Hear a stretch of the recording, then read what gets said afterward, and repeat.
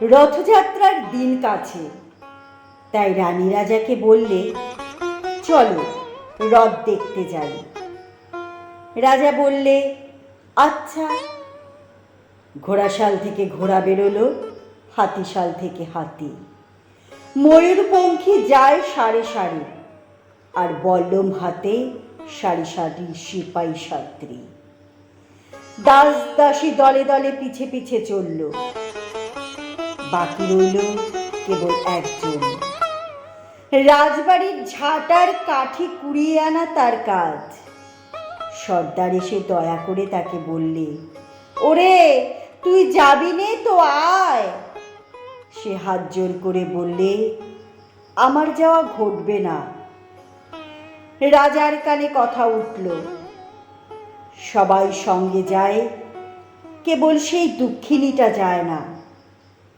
রাজা দয়া করে মন্ত্রীকে বললে, ওকেও ডেকে নিও, রাস্তার ধারে তার বাড়ি। হাতি যখন সেইখানে পৌঁছল, মন্ত্রী তাকে ডেকে বললে, ওরে দুঃখী, ঠাকুর দেখবি, চল। সে হাত জোর করে বললে, কত চলবো? ঠাকুরের দুয়ার পর্যন্ত পৌঁছই এমন সাধ্য কি আমার আছে? মন্ত্রী বললে, ভয় কি রে তোর, রাজার সঙ্গে চলবি।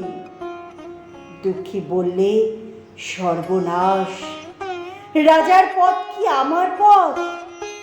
মন্ত্রী বললে, তবে তোর উপায়?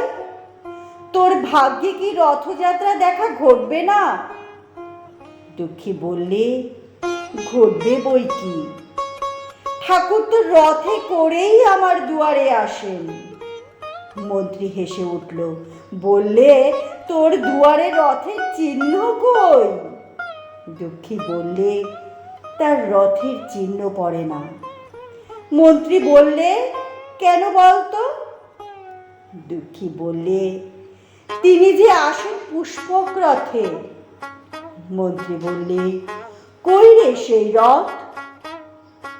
দুঃখিনী দেখিয়ে দিলেন, তার দুয়ারের দুই পাশে দুটি সূর্যমুখী ফুল ফুটে আছে।